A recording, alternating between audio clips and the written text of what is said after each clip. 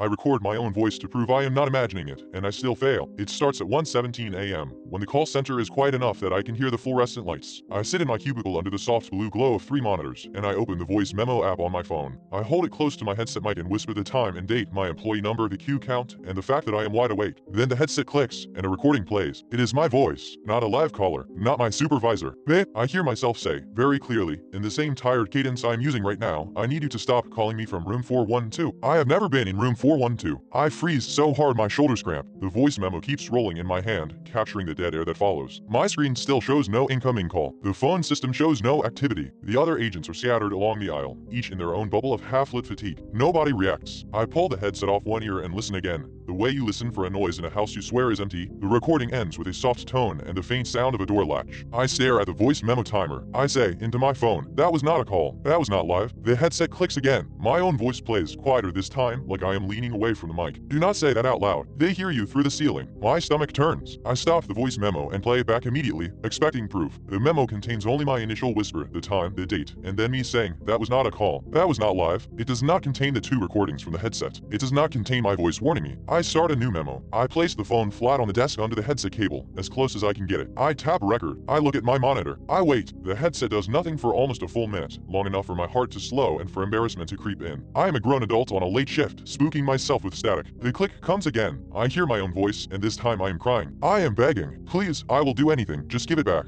I do not know what you took. My hands go numb. I stare at the phone at the red recording dot. I let it run until the headset goes silent. I stop the memo. I play it. It captures nothing but the hum of the building and the faint tap of my fingernail on the desk. I grip the phone so hard my knuckles ache. I look around the call floor. 2 rows over, Vicky swivels in her chair, chewing gum, one ear uncovered. She gives me a tired glance and looks away. Our supervisor, Trent, is in the glass office at the end, head down, scrolling. The security guard is at the front desk, watching a small screen. I put the headset back on, not because I want to, but because I need to know if this is only happening to me. The queue pings. A real call lights up. I take it on autopilot. Thank you for calling. How can I help you tonight? A man answers, breathy and too close to his mouthpiece. I cannot see his name, only a blocked number. He gives an address, a billing issue, a normal problem, and I cling to the normal like a railing on stairs. Then he says, also, I found your key card. I stop typing. He continues, like he is reading off something in his hand. It is one of those motel ones. White plastic. Your name is not on it, just the logo and a room number. 412. My throat tightens. I force a laugh that sounds like it belongs to someone else. Sir, this is customer support. I think you have the wrong number. He ignores that. There is no room 412. I asked. I walked the hallway twice. The vending machine says level 4 ends at 411. My chair creaks under me. The normal railing breaks. I try to keep my voice steady. What motel are you at? He says a name I do not recognize. He gives a city that is 3 hours away. Then, softly, he adds, I hear you in the walls. The call drops. I stare at the disconnect screen. My fingers hover over the keyboard, unsure what to do with themselves. My headset clicks. A recording plays, and it is not my voice this time. It is the same man, but his tone is different. It is flat, like he is reading a script in a room where someone is watching. Room 412 does not exist because it is not a room. It is a gap. The recording ends. I yank the headset cord out of the console. The sound cuts, and for a second the silence is so complete that I feel like I am underwater. I sit there breathing too fast. Then the console screen flashes an error and reconnects itself, like it is alive. The headset makes the familiar ready tone even though I am holding the plug in my hand. I plug it back in because I cannot stand the idea of it doing things without me. The next call comes in. The caller ID shows a motel main line. I tell myself that numbers can be spoofed. I tell myself anything. I answer. A woman speaks. Her voice is professional in the way front desk staff learn to be when the night has gone on too long. She says, we have an item in lost and found that belongs to you. I swallow. I do not ask how she knows my name. She says, a key card was turned in. White plastic. Room 412. I feel cold behind my eyes. I say, there is no such room. There is a pause that feels practiced. She replies, that is correct. We do not have a room 412. Then why is it on the key card? She lowers her voice. Because it is not for a room. My pulse hammers. I grip the edge of the desk. I glance at Trent through the glass. He is still scrolling, oblivious. What is it for? She hesitates, and in that hesitation I hear something else, a faint echo like another voice in the room with her, prompting her. She says it is for the place that keeps guests from leaving with what they saw. My mouth dries. I cannot form a reply. She continues, like she has said this before. If you come to the desk, we can return it to you. If you do not come, it will come back anyway. I manage. I am at work. I am not in your motel. Her professionalism cracks for the first time. She says, you are inside it right now. You just do not remember checking in. The call ends. I sit very still. The air feels wrong, too thick. My cubicle walls seem a little higher than they were. The fabric panels look newer, less stained. The smell of burnt coffee is gone, replaced by something faintly sweet, like cheap air freshener. I look down at my desk. A motel key card rests beside my keyboard. It is white plastic with a blue logo. The room number is printed in black.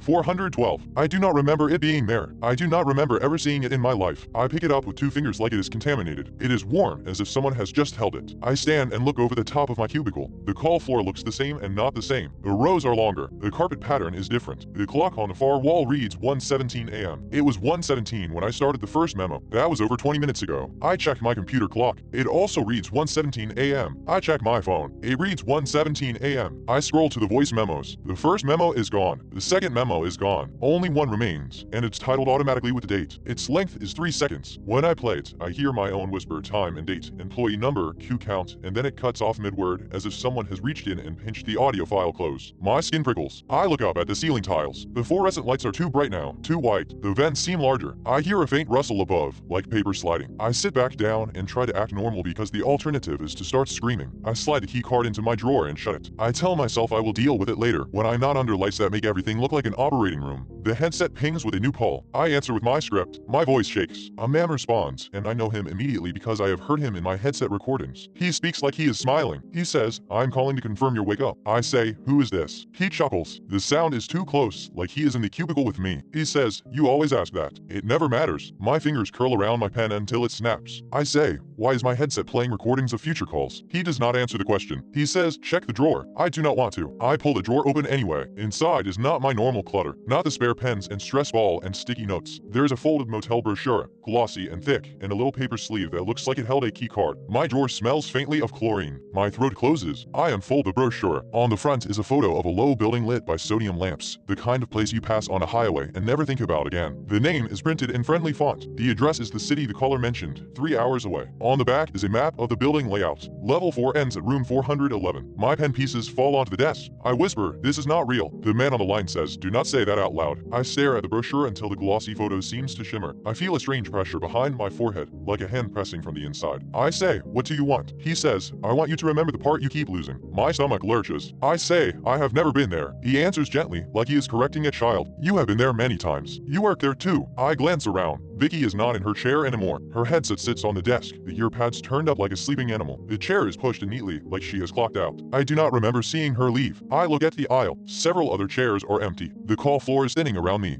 but I cannot tell if time is passing or if the room is being edited, removing people like lines of text. The man says, "Open the key card sleeve." My hands move without permission. I open the paper sleeve from the drawer. Something slides out and lands in my palm. It is a thin strip of paper, like a receipt. It is printed with small black text. It is a folio, a motel bill. The name on it is mine. The dates are wrong. They show check-in and check-out times that repeat over and over, like the same night has been charged to me dozens of times. Under services, there's one line item, always the same. Memory adjustment. My vision blurs. I squeeze my eyes shut and try to force my thoughts into a straight line. I am at work. I took normal calls. I have a supervisor. I have a schedule. I have a life outside this building. I try to picture my front door. I try to picture my kitchen. My couch. My mind offers nothing solid. Just vague shapes, like stock photos I have seen 100 times. I cannot remember the color of my own walls. My breath catches in my throat. I press my fingers to my temple. I try to remember my last day off. There is a blankness that feels fresh, newly painted over. The man on the phone says, "That is the place working." "Well, you are inside it." I whisper, "I am not inside a motel." He says, "Look at the exit signs." I look up. The illuminated signs above the aisles are not the brand we use. The arrows point the wrong way. The letters are slightly blurred, like they have been rubbed with a thumb. I stand. My legs feel weak. I walk toward the nearest exit door at the end of the aisle. As I move, the carpet pattern seems to shift under my feet. The air freshener smell grows stronger. The hum of the building changes pitch, becoming a low, steady tone like distant machinery. I reach the door and push the bar. It does not open. I try again,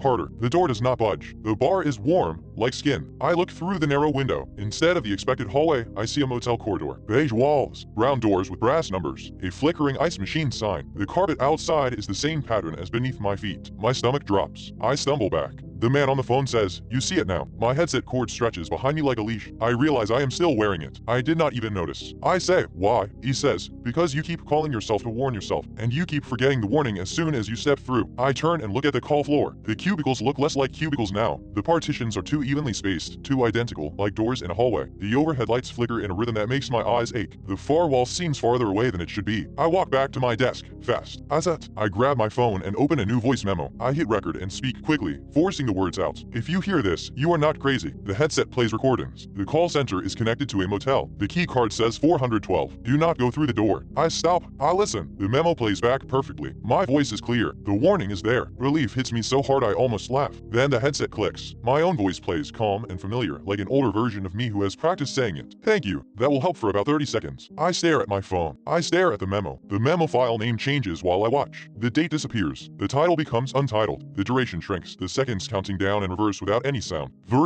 What? The file vanishes. I sit with my mouth open. No sound coming out. On my monitor, a new call appears in the queue. The caller ID shows no number. The line label reads room 412. My finger hovers over accept. Every part of me screams not to. The accept button highlights by itself, like the system is anticipating my touch. The headset tightens slightly on my head, the band pressing down. The ear pads seal around my ears, cutting off the room noise. In the sudden isolation, I hear something else, a faint murmur beneath the line tone. It sounds like dozens of people rehearsing the same sentence over and over until it becomes a texture instead of language. My drawer clicks open on its own. The key card slides out, inching forward across the desk as if pulled by a magnet. It stops with its edge touching my wrist. My skin tingles where it makes contact. I look down at the printed number, 412. I look up at the exit door window again, and I swear the motel hallway beyond is closer now, like it is pressing against the glass from the other side. The call timer starts counting even though I have not accepted. The line connects. I hear my own voice say, very softly, I am checking in again, and I cannot remember why that sentence makes me want to scream.